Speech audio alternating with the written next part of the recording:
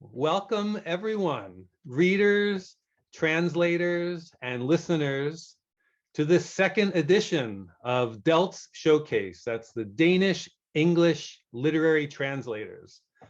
My name is Michael Favala Goldman, and today's program is going to feature 10 Danish to English literary translators reading short excerpts from their recent work.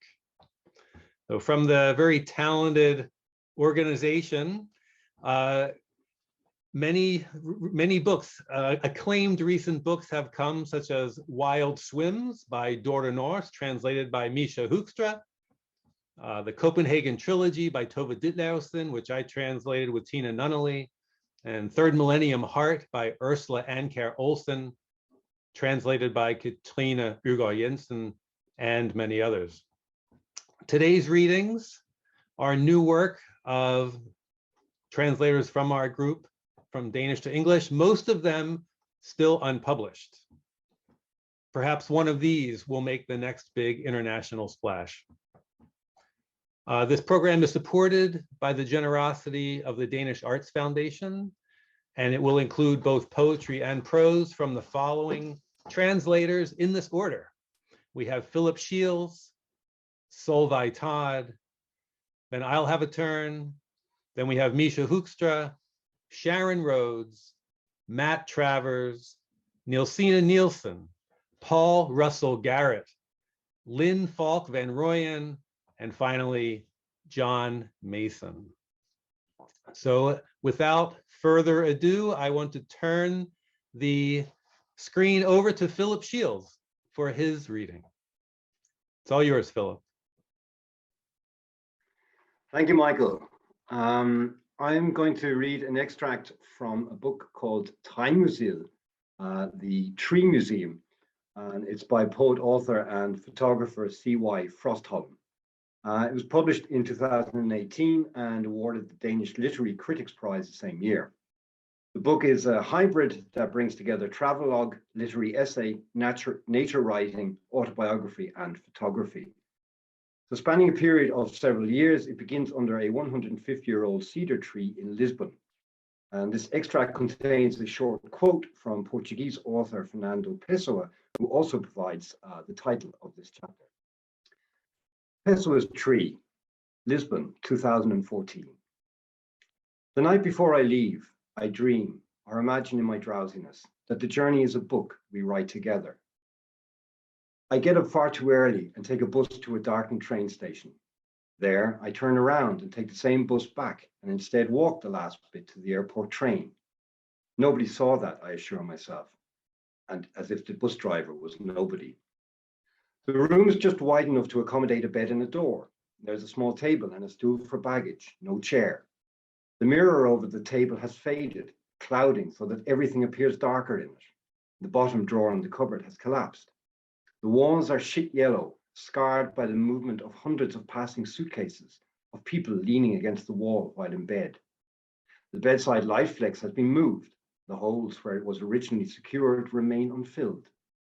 The house rules pinned to the door are a photocopy of a photocopy, and the door chain is broken. I sleep with earplugs because of the noise from the street, fall asleep and wake up numerous times. I end up waiting for the arrival of morning noises that never come. After 10 hours, I get up and I've caught a cold. It feels like I still have the earplugs in long after I've taken them out. When I came into my room last night, I thought I must photograph all this. Now I can't see those pictures in front of me anymore. But I quite like small hotel rooms. I feel safer here than in so many other places. I open the door and stand on the balcony. The maid has hung white sheets in front of it. She's still on the neighboring balcony, hanging more sheets on the line. I start the day by fixing the toilet in the bathroom down the corridor. The little breakfast room is packed, and the atmosphere becomes even more strained when I unintentionally jump the queue ahead of two women and sit down at a table. I offer a place at my table to a man in the queue, but he prefers to remain standing, waiting his turn. Everyone gets new paper tablecloths and baskets with fresh bread. The coffee is just about lukewarm. The juice merely resembles juice. Everything is precisely as it should be. Going up Rua de Pedro Quinto, we soon see another garden in Praça Rio de Janeiro, It is one of the finest gardens in Lisbon, owing to its careful plan and to the care given to it. This garden contains some fine specimens of trees, the most remarkable one being a spreading cedar, the branches of which, resting on ironwork, cover enough to hold some hundreds of persons. Under this fine cedar tree, another public library is installed. It is one of the 6 which the town council, owing to a happy idea of one of its members, Alexandra Ferreira, distributed among the Lisbon gardens.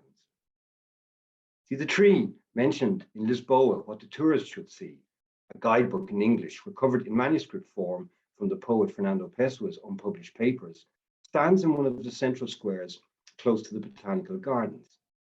The public library in its shadow is long gone, and Praça Rio de Janeiro has since been renamed Praça do Príncipe Real, but the tree itself is still there, encircling its own unchanging space. It looks like a bandstand or a tiny round circus.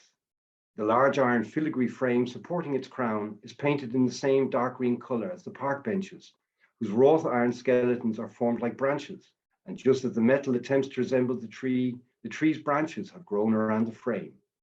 The two have fused, holding each other checkmate. They create a low ceiling space, almost like a sitting room, that could, nonetheless, accommodate several hundred people standing. Around the foot of the tree, the earth is carpeted with layers of fallen leaves, and around that again, a low, battered metal fence. I sit on the edge of the bench because it's wet after the rain. It's 4 years since I first sat here, when we managed to find the square, despite its renaming.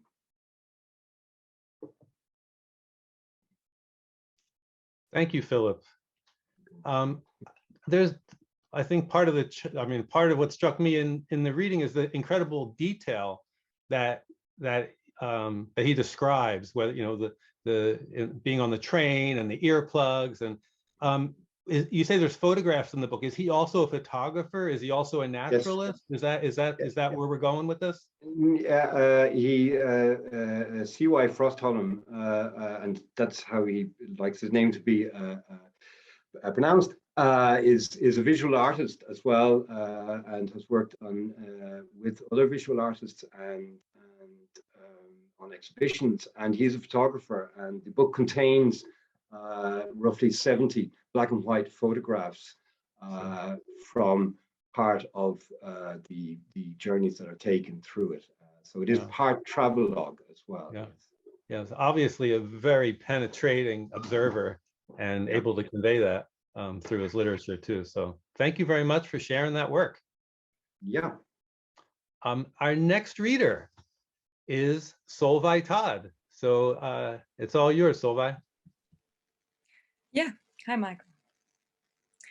I'm Solvai Todd, and so have you heard of Girl on the Train by Paula Hawkins? Do you enjoy the creepiness and suspense of domestic noir?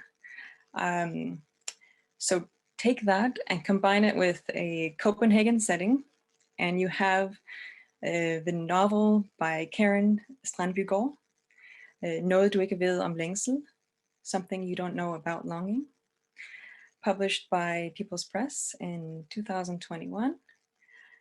So here is a short excerpt.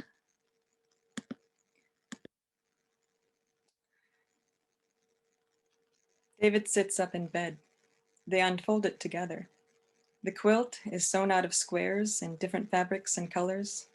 The threaded street curves through the darkness, and in the moonlight, their hands look grainy and golden. David holds it up in front of them like the nights that lie ahead, as though they're suddenly seeing things through the child's eyes. Their entire existence, carefully cut up into little patches and put together again in a simpler and more straightforward fashion. They fall asleep with the blanket on top of them, only waking after the daylight hours have long passed. I think it's a boy, he whispers in the dark. I think it's a girl, she replies. On the flight home, she gets her period. A month later, Maria suggests they use an ovulation test. David doesn't even know what that is. He doesn't actually know very much about reproduction at all, neither men's nor women's. Maria has to explain what happens during a woman's cycle and the tiny window where the follicle matures into an egg and can be fertilized, before it perishes and gets washed out with the blood and tissue from the uterus, which had otherwise been ready to receive the fertilized egg. It suddenly seems scary how the body prepares itself every month for a new life, which is cut short before it gets a chance to develop. All those eggs washing out of her body in waves of blood and mucus like they were utterly worthless. Her body aches for all those lives, which never were. David doesn't like hearing about a woman's cycle. It's not very sexy, he says. Maria doesn't think so either, but feels it's his duty to know how things work. Besides, it seems silly to miss out on the important days now that they've agreed to have a baby. He needs to think of the ovulation test, like a little bell ringing when the egg is ready. Let's buy a pack, she says. I'm not doing it on command. Things happen by themselves in Paris, David adds. But it didn't. I wasn't pregnant, she says. It'll happen when it happens, he says, and kisses her. Only it doesn't, nor in the months following. It's perfectly normal. She knows that. Anything within a year is normal. Maria just always imagined that after a couple of weeks off her contraceptives, she would be sitting there with glowing cheeks admitting, all we have to do is look at each other and we're pregnant. She is slightly taken aback that they're not that kind of couple. It's weird that they don't get pregnant right away, seeing how she knows David is the one. She hadn't known him for more than 3 weeks when she cleared out one of her drawers in her dresser for him, holding him from behind while he organized his clothes. She had tingled with excitement from head to toe. Maria knows love doesn't come from her uterus or inside his testicles, where his genomes are busy hatching like little tadpoles, who know nothing of love other than one direction up and breaking through the egg's outer membrane inside. It's pure biology, she tells herself. All the same, she can't help sense the way it's harming their relationship. Maria's friend Ria got pregnant by someone she met on Tinder the first time they met. I thought he left church before the singing started, she said, giggling uncontrollably. They sat in her little kitchen staring at the 5 positive tests she had spread out on the table like cascading snowflakes, which should have melted and gone away, but remained there on the mottled gray tabletop. He was supposed to be a one-night stand. She didn't even stay the night.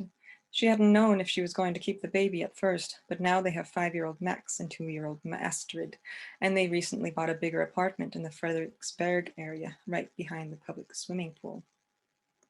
Maria knows that on average, it takes around 6 to 8 months for a woman to get pregnant. In other words, any day now. Maria never wanted to be average, but as the months go by, average starts sounding better and better. By the book, she can say, when someone asks how long it took to get pregnant. 7 months. I guess we're pretty average, she will say with a shrug, as she lifts her baby out of the pram and cradles it at her breast.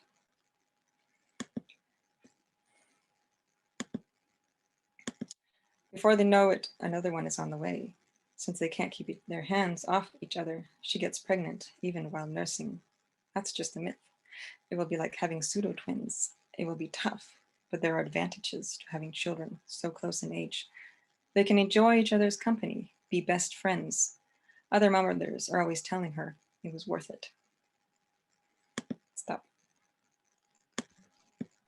Thank you, Solvej. Great reading. Especially, I love that part, this description of love where she cleaned out her drawer and she can feel it all through her body. It's great. And I know you've translated many different kinds of work. What can you say a bit about what led you to this particular book, just briefly?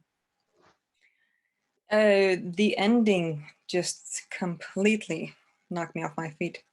You don't see it coming. I mean, it's incredible the way that she builds up this very, very subtle creepiness in this woman, that obsessive woman, that it had me stunned for a couple days. Wow, great, awesome. All right, thank you so much. And we will move on. It is going to be my turn to read. And I will be reading from my very new, as yet unpublished translation of the 1946 novel by Tove Ditlevsen, For barnets skyld, for the child's sake. Are you seeing me in your screen? Because I am not. I am. Okay, great. All right. As you probably know, Tove Ditlevsen also wrote the Copenhagen Trilogy. This novel is set on the backdrop of the Nazi occupation of Denmark, World War II, and centers on a four-way relationship web between the mother, Merete, her fiancé, Karsten, her ex-husband, Robert, and their preteen daughter, Birgit. In this short passage, we hear about Birgit and her new best friend. One day, a new student came to Birgit's school. Her name was Hanne, an unusually mature girl of 13 or 14, with narrow gray eyes, a large nose, and a wide, unattractive mouth with prominent canines. Hanne was immediately attracted to Birgit, who had considered her round-headed friend Lisbeth childish, dumb, and boring for a long time with all her talk about dolls and hopscotch. She doesn't understand me, thought Birgit, and Birgit immediately confided all her problems to her new friend, with the sense of not being able to contain them in herself for 1 minute longer. Hanne's parents were also separated. Hanne said her father was a famous actor, though she wouldn't reveal his name, but your eyes would get real wide if you knew. And her mother was a dancer who died from tuberculosis. Hanne lived with her aunt, whom she rarely saw, and she had a small bedroom all to herself, with slanted walls, plastered with pictures of film stars in all kinds of poignant poses. When I saw that picture for the first time, said Hanne, pointing up at Leslie Howard, who, colorized and dreamy, was staring down at the two girls. It was as if I were no longer a child. Hanne smoked cigarettes. Her aunt knew so many people in the resistance, and they got them from England. And she wore nearly adult fashionable dresses and made the entire class gasp with wonder and jealous indignation when one day Hanne came to school in high heels.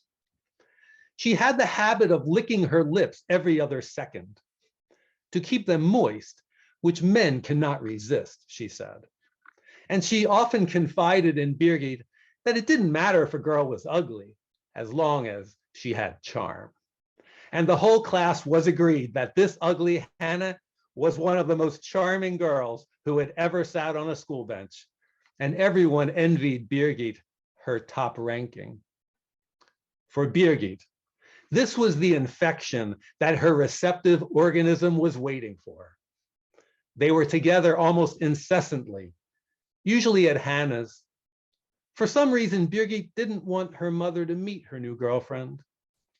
They sometimes put on Hanne's bright pink lipstick, and they rouged their cheeks with some pink paper napkins they stole from her aunt, which they spit on. Hanne studied Birgit and declared, "That makes your eyes bigger and brighter. No man can resist that." Hanne always had money and always had plenty of candy and goodies.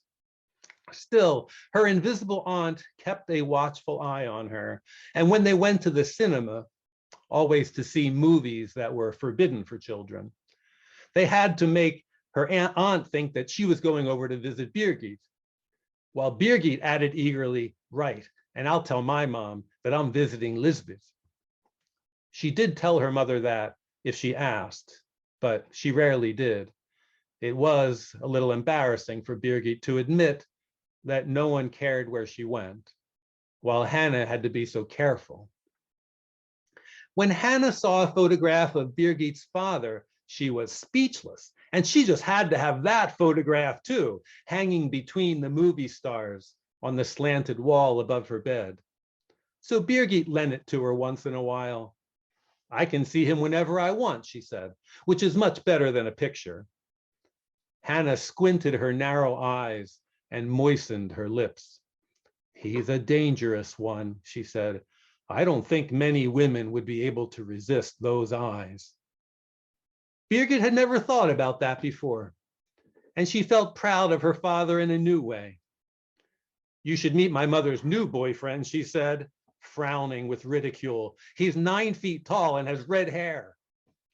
Birgit forced a giggle through her fingers, but suddenly felt sad inside without being able to say why. She frowned again, bit her top lip, and said, "I have to go home now, or my mother will be furious." Thank you. All right.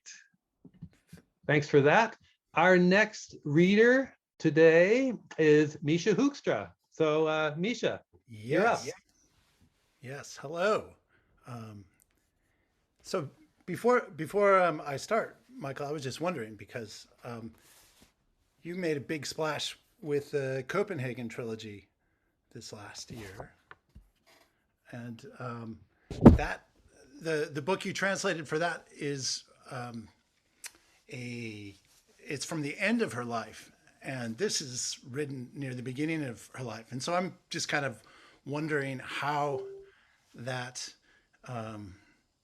if her prose really changed during that time and her concerns.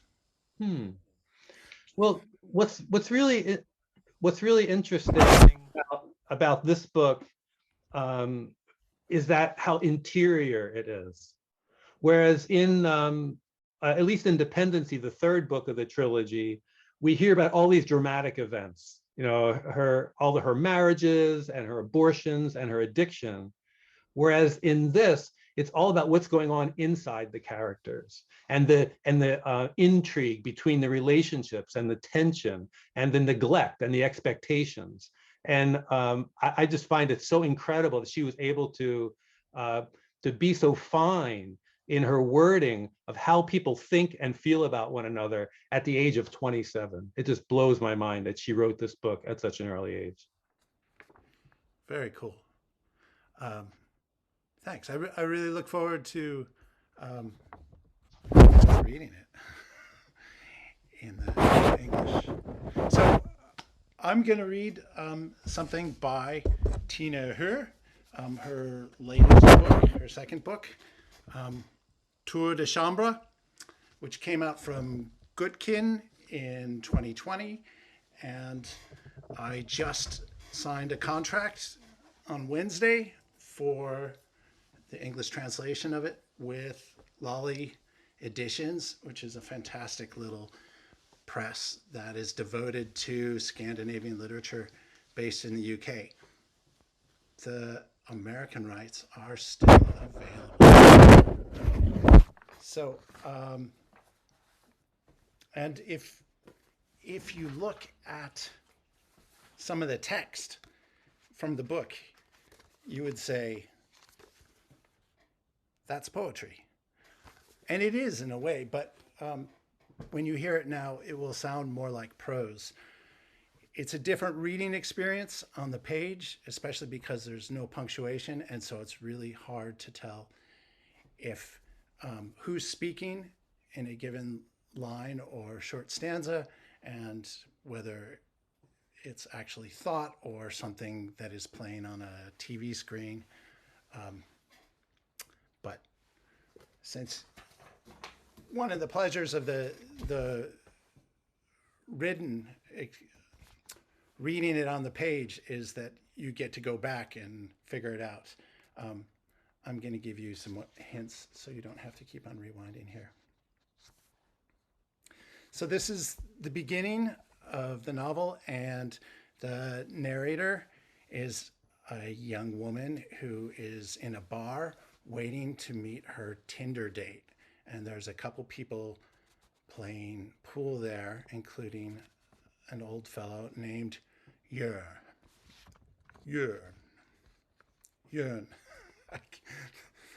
Danish is really tough. Your boyfriend's a cad for being so late. Two geezers playing pool. The one's placed himself before me. Well, I say, he isn't my boyfriend. I'm sitting on a high bench against the wall. I've bought 2 beers and almost finished mine. Then he's a cad and a fool. Cheers. Cheers, I say. He keeps standing there. You're looking goddamn gorgeous, he says, smiling, a small tuft of hair poking up weirdly from the center of his scalp. One doesn't leave such a lovely lady waiting. I smile back. It annoys me not to be able to touch the floor. Jörn, the other man shouts.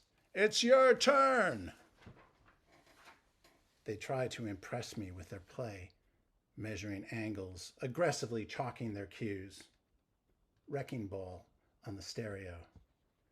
And a table of young teens in the corner, boarding school kids maybe, playing dice and singing along.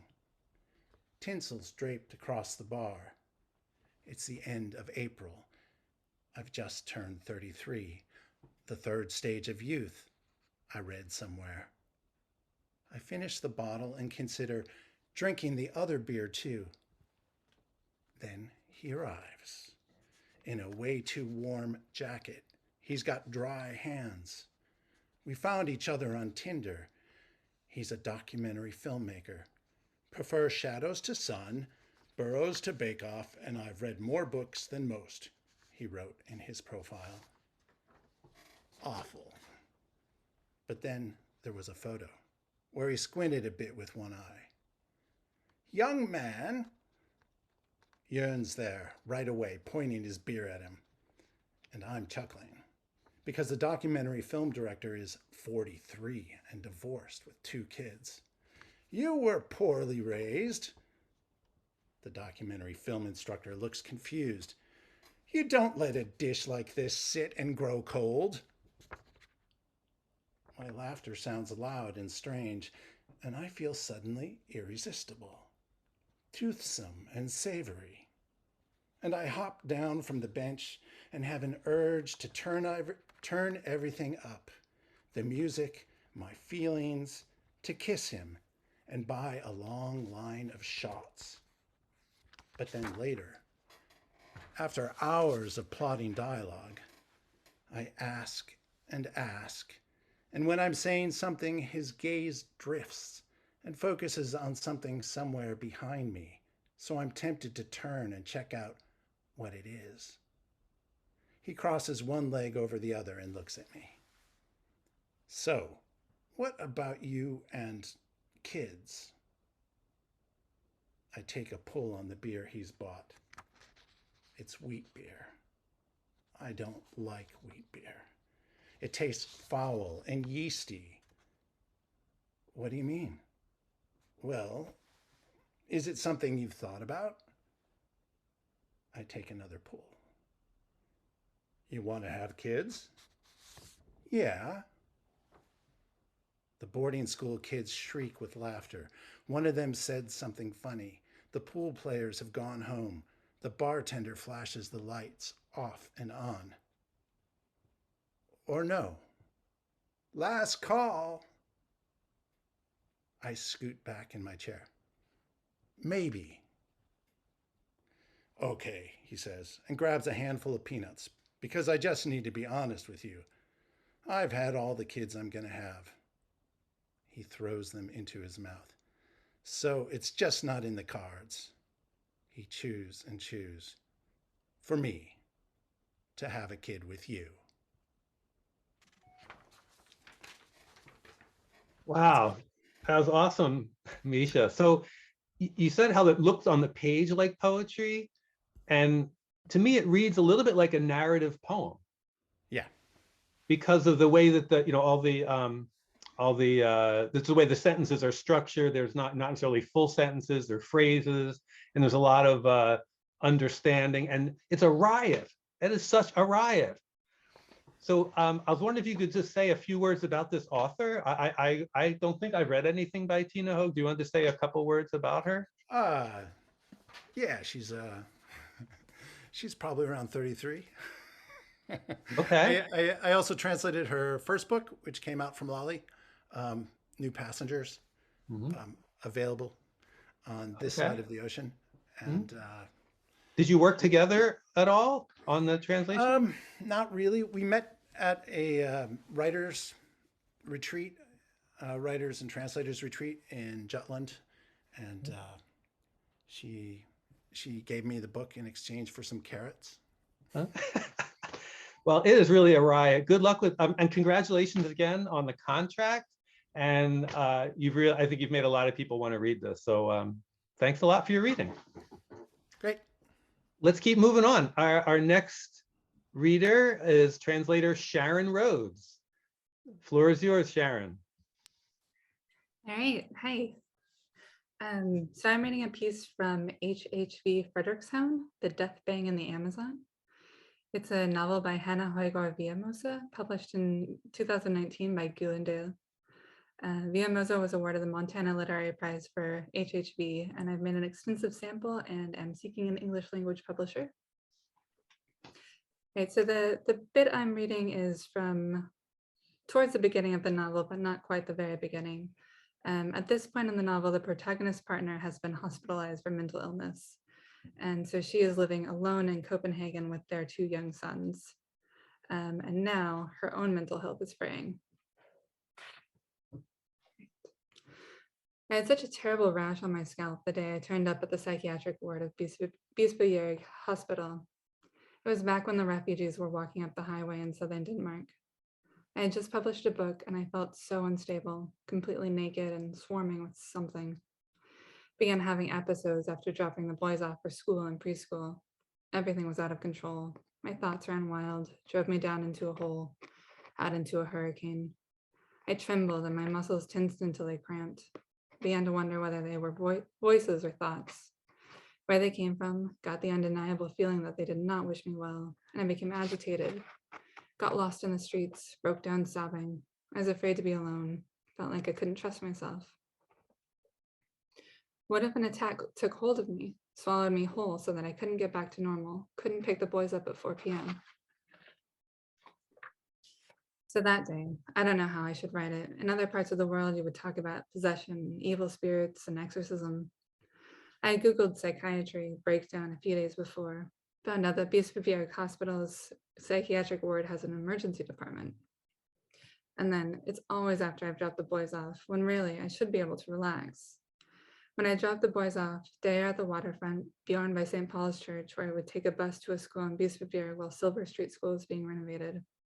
Ironic, I thought, that we would just come from Gellerup Park, where the children were bussed away in the morning to go to school with children from more so-called resource-strong families. We're now driven away from the city center to the northwest, the most so-called immigrant-strained region of Copenhagen. It was a detour. In general, I felt like a sponge on this segment of resource-strong middle-class families, since I, with the demographic sleight of hand, had finagled my son's way into the city center. A slightly fatalistic delight at the mechanisms of Bispebjerg. Everything I didn't control, all my efforts, and then he ended up in the ghetto anyway. But I survived an attack behind St. Paul's Church even before the bus had left, and managing to haul myself up onto my monster of a bike, took off down Thanes Lane in the wake of my son's school bus. Get the boys to school and preschool and go directly to the psych ward, squealed the little monster in my head. Anyway, what I wanted to say. I spoke to some white coats through the glass at reception. Clearly, it wasn't easy to get into this joint. I was given a questionnaire. Check and check, check, check, check. Yes, no, check, check, check. And then, as if by magic, abracadabra, the doors opened up and closed after me. Bam. The doors on the psych ward say open and close, open and close, open and close. The doors on the psych ward say open and close, etc.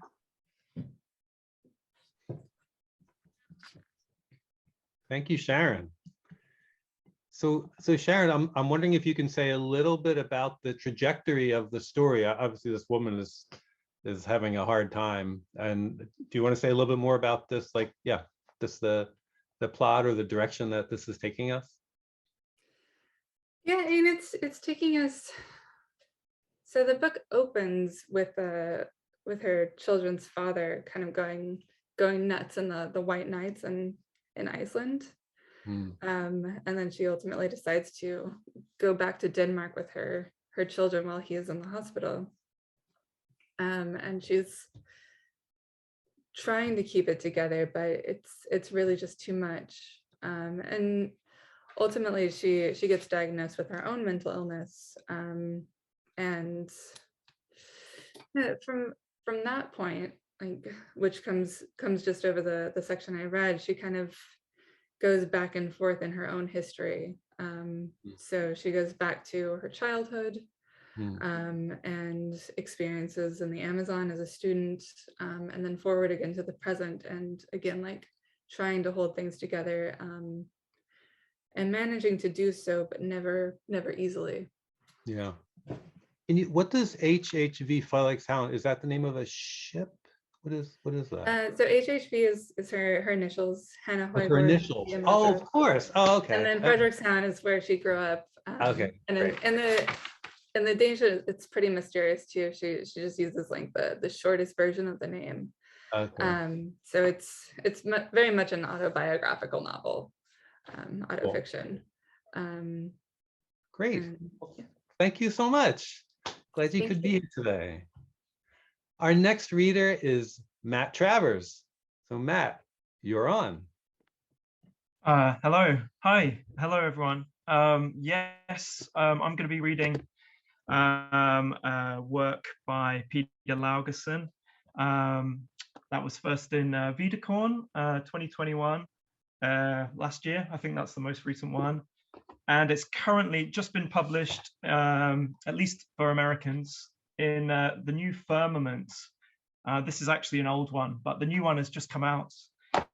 And I think it's available now to buy.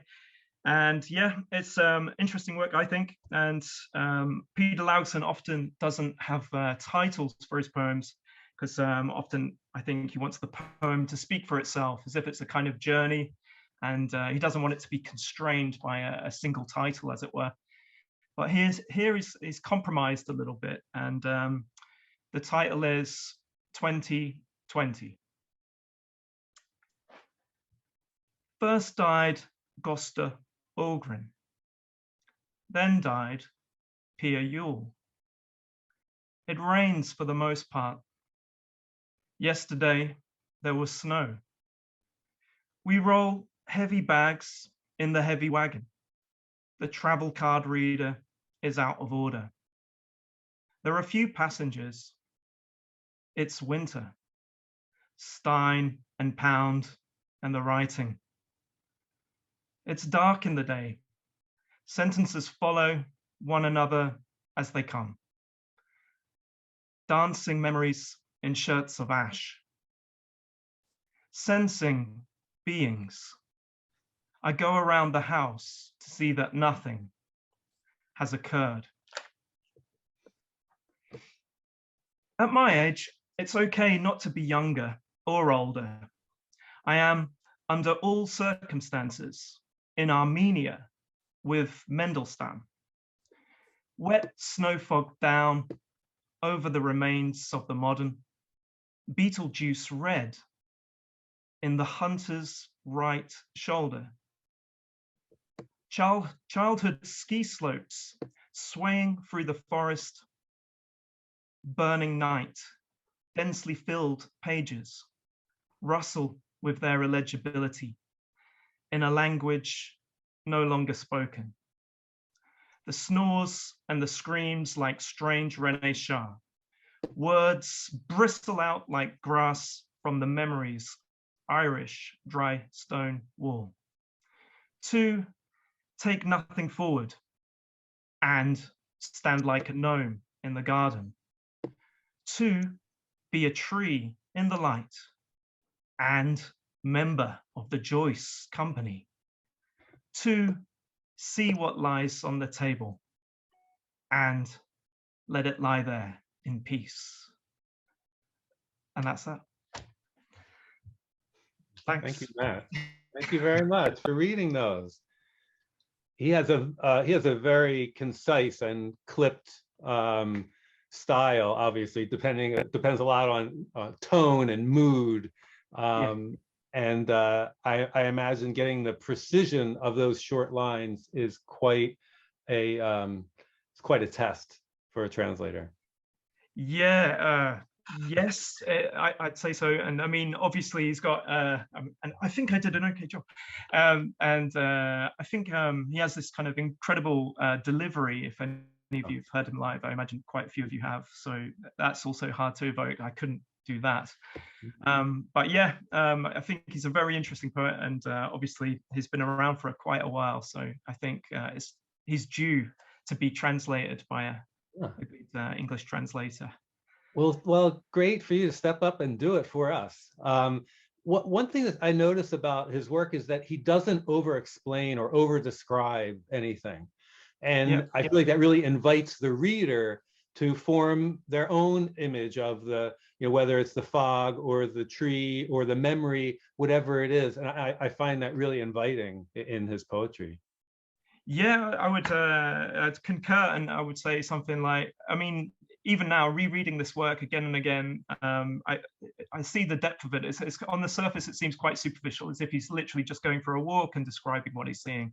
But I think, yeah, obviously there's a kind of interesting kind of cosmic element to his writing that is a pleasure to read and discover. So thanks for sharing those today. We are going to move on to our next reader, who is Nielsine Nielsen. You are on, Nielsine. Thank you, Michael. I'm reading my translation of an excerpt from this book. It's called Sauna, and it's the debut novel of the Danish author Ananda Lodahl. And it's currently seeking a publisher in English. And it's about two men falling in love in Copenhagen. I'm reading from the 3rd chapter.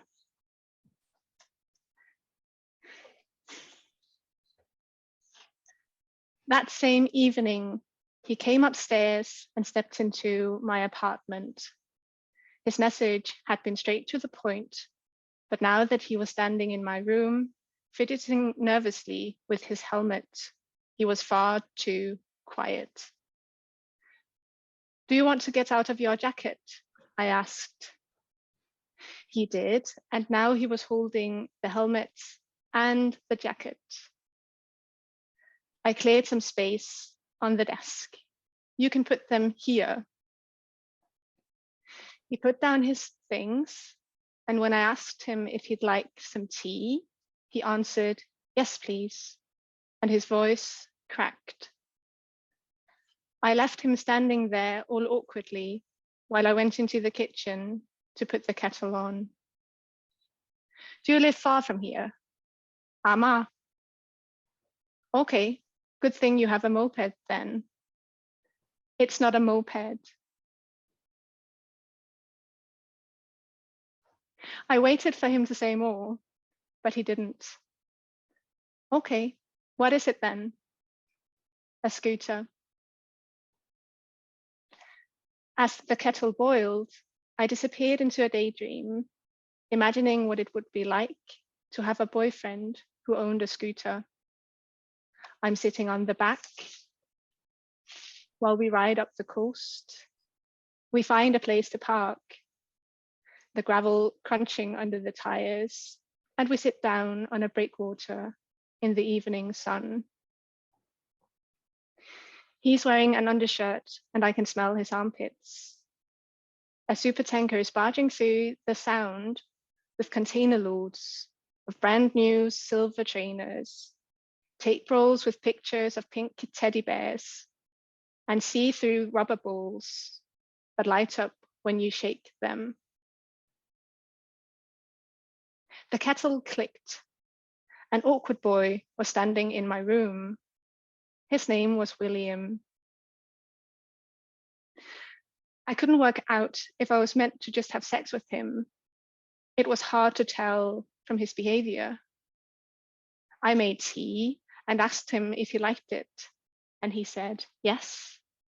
And then I asked if he'd give me a ride on his scooter. "Okay," he answered. My arms were wrapped around him as we rode along, and I could smell his shampoo. His skin looked smooth as an apple, and he had a small silver earring. I'd never been on a scooter before. I felt stronger now. We drove around Nordvest, and when we got closer to my flat again, I patted him on the shoulder. He eased off the throttle so he could hear me better. I asked if he was up for an ice cream from the local shop. It's a bit cold for ice cream, don't you think? Come on, it's the first proper sunny day in ages. My treat. William went for a Københavnerstang, and I decided on a Kung Fu. He still hadn't told me anything about himself, but something about him intrigued me. So after finishing my ice cream, I admitted it was a little cold and asked if he wanted to come back to my flat to warm up. Thank you. Wow, Nielsine, that was a great reading. A wonderful start to. I don't know if this is a love story. Is this a love story? It's a love story. Yeah. Do you want to say anything more about what happens with these characters? Yeah, it's a love story taking place in a gay sauna in Copenhagen on Vesterbro, and it starts with one of the main characters sort of meet and get to know each other, and one of them is a trans man, and it sort of has like the love story, but also some of the challenges that they face, sort of surrounding this community in the sauna. Wonderful. Thank you so much for sharing that. Wonderful reading. All right, we're going to move on to our next reader of the, afternoon here, I guess, or evening, depending on where you are in the world. And that is translator Paul Russell Garrett. Thanks, Michael. I'll be reading Home by Emma Bess from her short story collection, Mothers, Daughters, Sisters, the author's debut, for which she was awarded the Bodil and Jørgen Munch Christensen Award. This is a story about Mia and her sister Maya, who meet to go for a run. They run to the harbor baths to enjoy a session of swimming and sauna. But as they run, Mia's mind wanders back to their childhood, to the winter the family spent in a summer house while their new home was being built. Home is about the relationship two sisters once shared and how it changes as they start to live their own separate lives. Home. In the dark, Mia can't see Maya's name on the entry phone, but her fingers know where to find it. She presses the button. The speaker crackles, then she hears Maya's voice. One sec. Mia rubs her hands together, her fingers soft and cold inside her mittens. Steam escapes a kitchen window above her and crystallizes in the air. The streetlights at the end of the road glow bluish green. The door opens and Maya comes out. Her cheeks are flushed. Her breath smells of instant coffee. They run. Mia runs behind Maya in the narrow rut of trampled snow. She watches the towels in the small sports bag bounce up and down on Maya's back.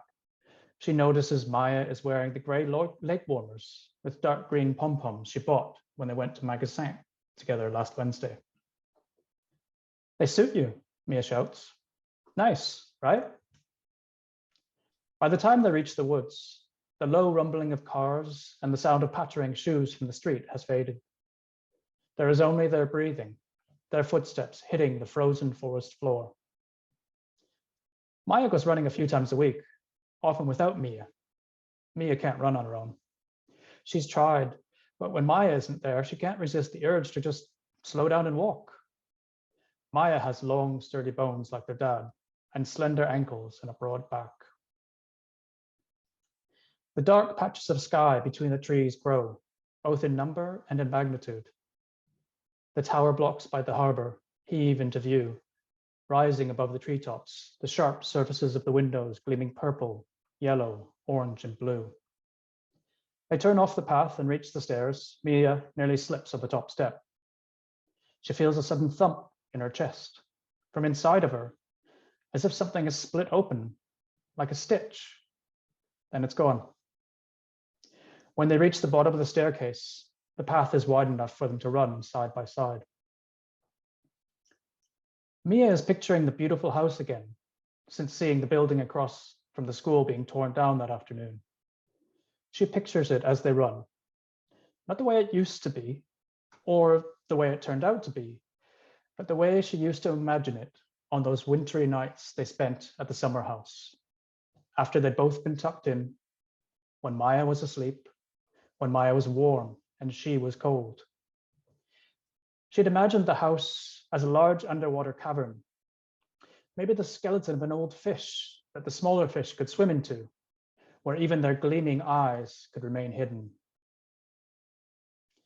During the early stage of the systematic demolition of the building, Mia stood on the balcony of the studio she shared with 8 other students from her year. She stood in the dock with her back to the lit up window, the shadows of plexiglass and veneer models inside. She smoked half a cigarette and saw a wall fall, a crane turn. She heard one of the men in yellow helmets shout at one of the others.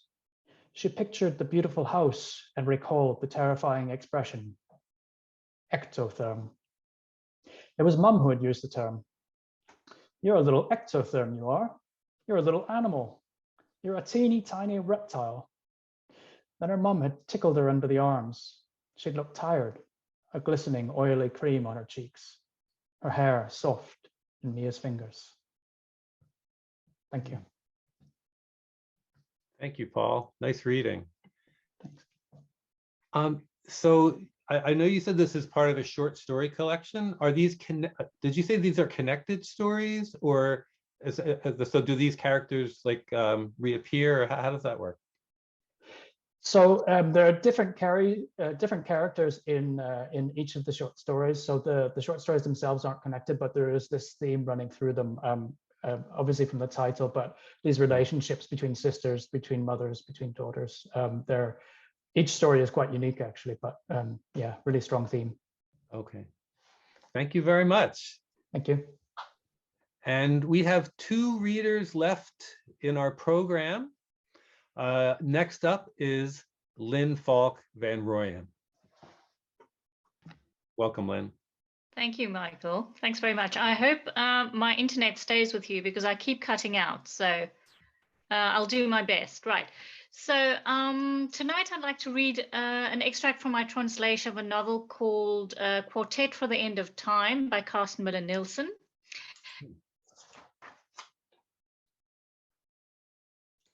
Uh-oh. You have frozen for me, Lin, probably for everyone. That didn't take long, unfortunately. I think the best thing to do is to move on to John, our last translators, to keep the program moving, and hopefully Lin can. Oh, wait. Wait, Lin, am I back? You are back. You Oh, thank God. All right, we did I'm not back. hear anything you said for the last minute.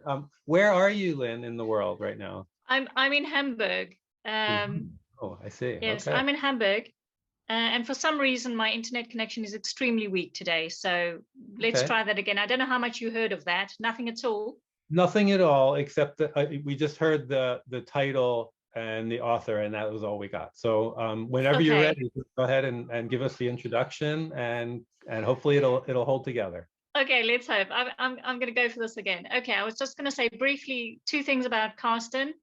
He made his debut in 2010, and he's best known for his experimental literary fiction, which often has a philosophical or eco-critical dimension. So the novel I'm going to read from tonight, The Quartet, is written in four voices that mirror the 4 instruments in the 20th century French composer Olivier Messiaen's composition that was written during the Second World War. What I love about the novel is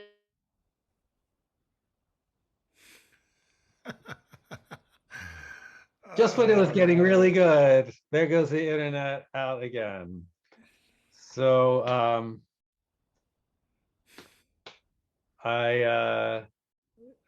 I wonder if she's going to be back in a minute, as she did before, but it didn't last too long.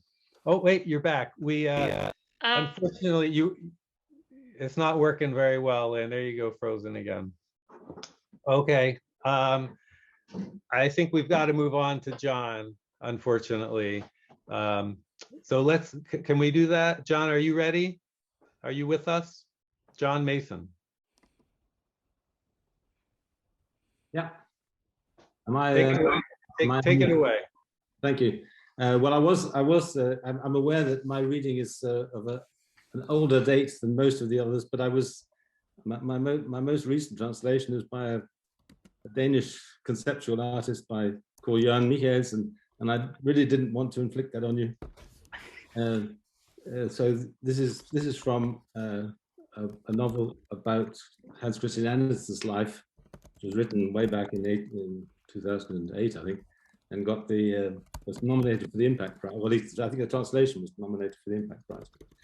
This is the beginning of the novel. It's built around the last couple of weeks of Hans Christian Andersen's life as he lies doped up and sort of floats. It's quite interesting. It was interesting as an exercise in translation, because it's a lot of floating around between reality and sort of dream state. Anyway, this is the beginning of it. He wakes in the darkness alone, and for some moments he does not know where he is, who he is. His right hand, flat and bony, grips something with its long fingers somewhere underneath his sweating body, something wooden, a board in the bed frame. The hand clutches the board in panic. The image of his grandfather's demented face recedes, the large nose, the little eyes, the sensitive mouth that slid across his own features on a wave in his dream and obscured his face have disappeared. Is he awake, or is he dreaming? Has it come to claim him now, his grandfather's madness? There's a roaring in his ears. He recalls having his head measured in steglets. It was too big. 20 years ago, no, more. Why remember that now? He turns his head. The white rose in the vase that Fru Melchior has placed on the nightstand shines. The rose shines in the night. The night flames in the rose. Fru Melchior's calm smile balancing his madness. They've given him a bell. His left hand reaches out for it, takes hold of the handle, swings it back and forth, the sound clashing in his ears. The silence in its wake is unnerving, as the pains in his stomach suddenly drown out all else, and he drops the bell. Steps sound in the passage, as distant as the summer drone of bees among the flowering borders in the garden of Villa Rolihl. Is it not summer now? The servant, his face ashen, stands in the doorway. How can I help, Councillor Andersen? For Melchior, he whispers, clutching his stomach. The servant disappears. As the centuries pass, pain racks him on the bed. Is he going to die? A moment later, she's standing at the door, the only person who can give him relief. Without a word, she approaches in her white nightgown, places a hand on his forehead. That hand and that smile. I am pitiful, I know, he says. What is to become of me? You'll manage, she says, and pours him 2 large drops of morphine from the small brown bottle on the nightstand. She reaches out the teaspoon and he swallows the sticky liquid. She sits down on the chair beside the bed. As she takes his hand, her outline seems to dissolve. Why is there all this mist? He does not remember falling asleep again, but when he wakes, it's lighter in the room. Night is not yet over, morning has not yet come, but he senses the blue in the sky behind the window facing out towards the balcony and Ursel. Shadows ghost the furnishings, the glass cabinet full of books, the dark surface of the writing table along the wall, Marstrand's painting of the ruins of Forum Romanum, the wash basin on its 3-legged stand, the the wardrobe with his black coat and top hat and his starched white shirts. The pain has gone. He feels light as air. Will he ever get up on his feet again? Get out onto the balcony? Out to the view across to Malmö? Landskrona, Fyn, the white sails? Ah, yes, whiteness. He is light as air, gliding like a swan. With hair the color of flax, long, loose-jointed body and clogs, he sits under his mother's white apron slung across a broomstick between the gooseberry bush in the yard and the pale yellow wall of the house. He's counting leaves, picking berries one by one, enjoying the bittersweet juice when he bursts them between his teeth. No, now he's walking the cobbles in Odense with eyes half closed. Where is he heading? Is he walking through a dream? He's sitting on the wooden bench in the kitchen, dressing at the kitchen table, dressing and undressing his dolls, while his father's pale face reads to him. Holberg. His mother stands with her back to them in the small kitchen under a row of pewter plates, polished shingham mug. The white curtains blaze. His eyes caught by the pictures of trolls and fairies and elderberry flowers painted on the doors. Suddenly his father gets to his feet, lifts the drum down from the wall, pulls the drumstick out, and begins to beat a rhythm. His mother turns, laughs, starts to dance, dancing towards him. Ta-ta-ta, ta-ta-ta-ta-ta. He is gliding, weightless, like a swan. Wow, thank you, John. That is some of the most lyrical prose that I have heard in a long time. Do you want to say a few words about this author, Peter Owen? Is he a big time? No, Stig Dahløe. The Peter Owen's the publisher. Oh, okay. Sorry, I got that wrong. Right, Stig Dahløe. Right, yeah. Stig Dahløe. Yeah. Actually, Stig Dahløe has written. Uh-oh.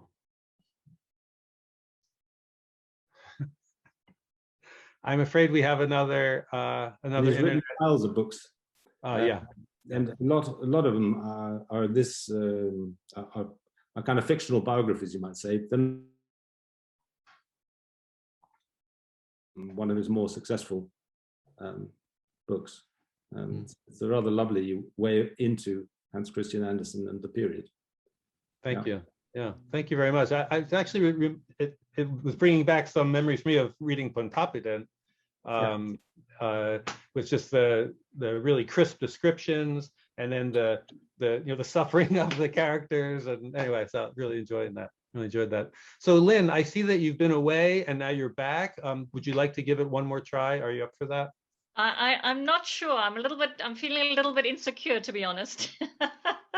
There's a bit of a storm outside, and I think it's just like bad luck.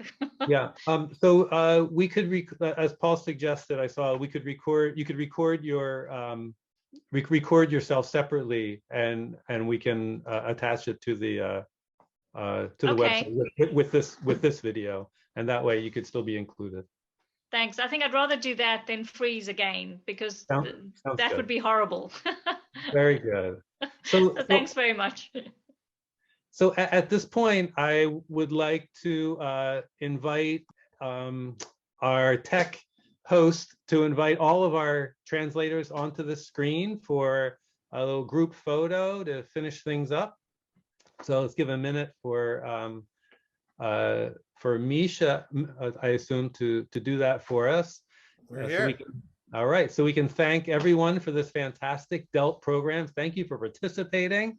I want to say just a few words. DELT, the Danish English Literary Translators, is a not-for-profit volunteer-run organization, and our mission is to disseminate great Danish literature, like you've heard today, to the Anglophone world.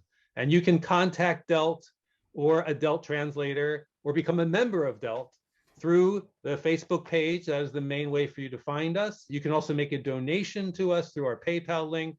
And we want to just thank everyone. Thank you for your support, for coming to our event. Take good care, and hope to see you again sometime soon.